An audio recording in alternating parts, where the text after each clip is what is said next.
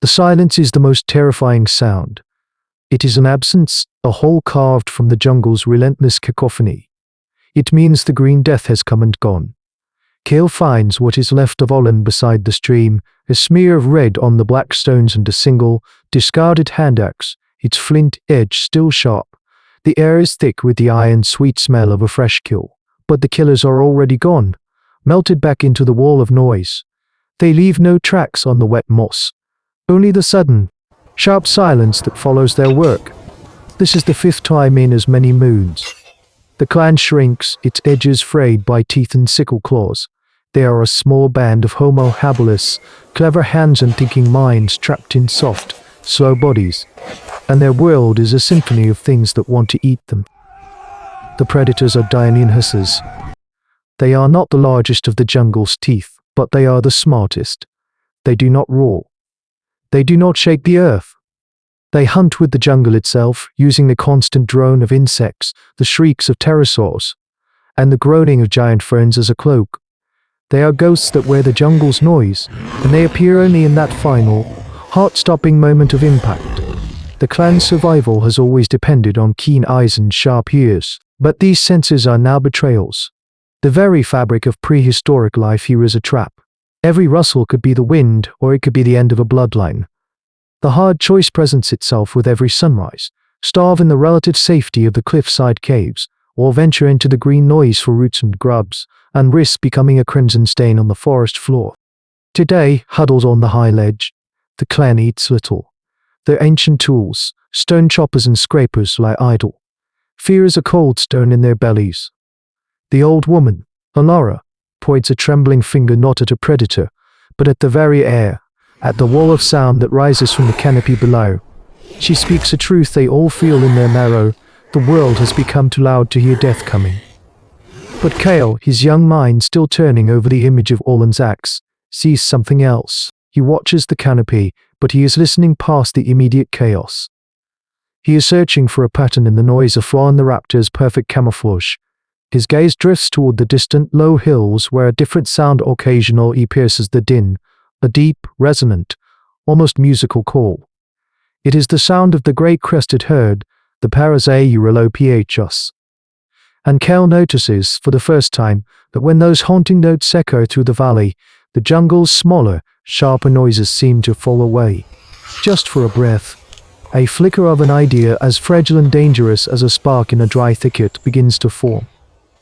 The idea is a splinter in Kale's mind, and it will not let him rest. While the others stare into the green wall of the jungle, he moves.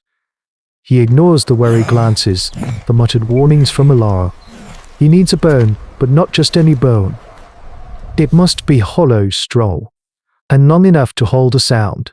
Down by the river, where the Deinonychus had taken Olin, he finds the remains of an long-necked pterosaur, its skeleton already picked clean by scavengers.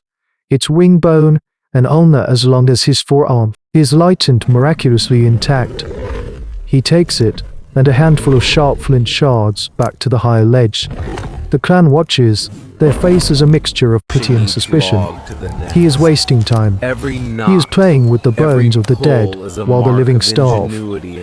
He sits apart, the bone held across his knees. This is an act of faith against all logic of his time.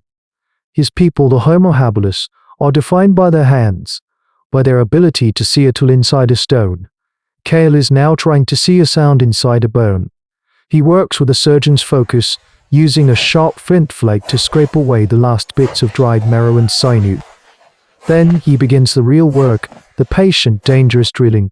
A slip could shatter the bone. A moment's distraction could sever a finger. He bores one hole, then another, his brow furrowed in concentration. He is crafting a new kind of tool, a piece of osteodontokeratic technology not meant to butcher, but to speak to the world in its own language.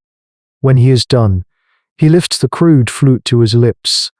The clan falls silent, their skepticism warring with a sliver of curiosity. He blows. A thin, pathetic squeak is the only result. A few of the younger ones snicker, and Alara shakes her head, her face a mask of disappointment. He has wasted the day. Kale's heart sinks, but the memory of the Parasaur, Euralopiatus call pushes him on. It was not a whistle, it was a resonance, a vibration that began deep in the chest, picturing the great beasts, their long, hollow crests acting as sound chambers.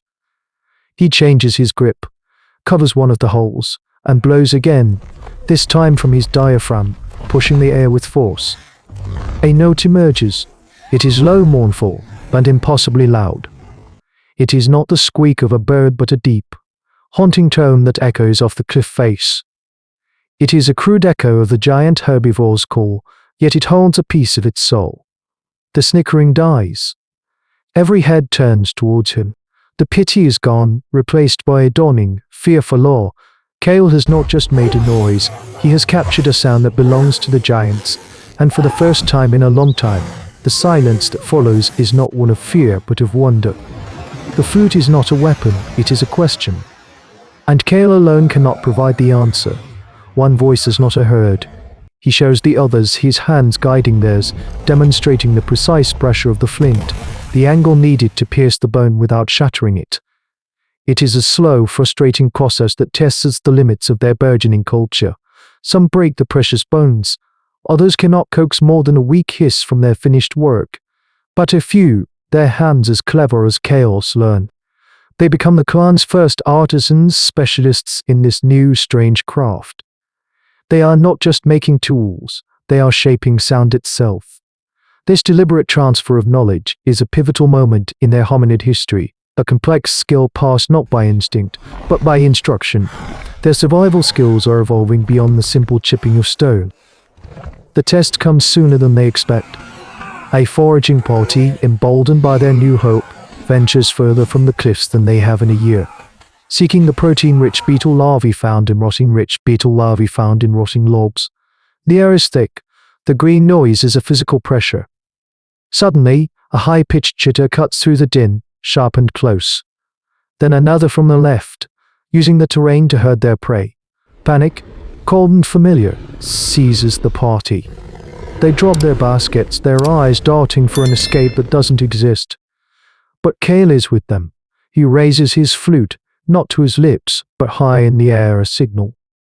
He doesn't wait for the raptors to close in. He blows a long, deep, resonant call that rips through the ambient noise.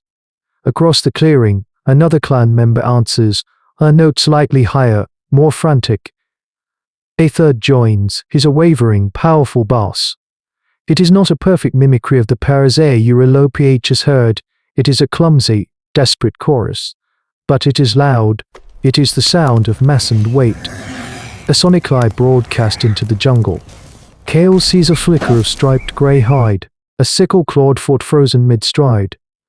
A feathered head, reptilian and unblinking, cocks to the side. The predator's ancient mind is a machine of pure instinct, and that machine is now jammed. The sound it hears means a stampede, tons of bone-crushing flesh.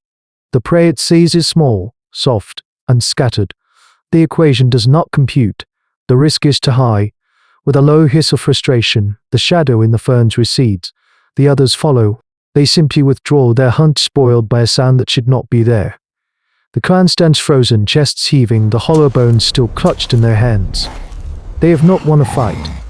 They have won a reprieve, carved not with stone, but with sound. A new and fragile balance has been struck, a truce built on a beautiful, terrifying lie. This was more than survival. It was the dawn of artifice. In the grand, brutal narrative of human evolution, these early humans did not simply learn to endure the prehistoric world. They learned to edit its reality. They took the terror of the jungle's soundscape and bent it into a shield. They held a hollow bone and saw not just a tool for marrow, but a vessel for a lie that could save a life. Future students of Paleontology would unearth their bones alongside the titans they feared. But they would miss the true fossil. It was the ghost of a sound, the first note of a symphony of deception that would allow a fragile lineage of ancient humans to outthink their extinction. This was the moment our ancestors stopped merely reacting to the monsters at the door and learned to create monsters of their own, conjuring them from nothing but their breath and a profound, audacious understanding of fear. Their hard-won equilibrium was a testament to a new power on this ancient earth. It was the ability not just to master the physical world, but to manipulate the minds of those who dominated it.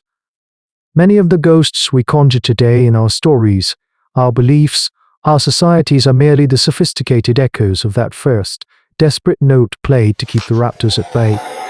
This is how we learned to sing our own courage into the darkness. And yet, in the deepest waters, other voices were learning to listen.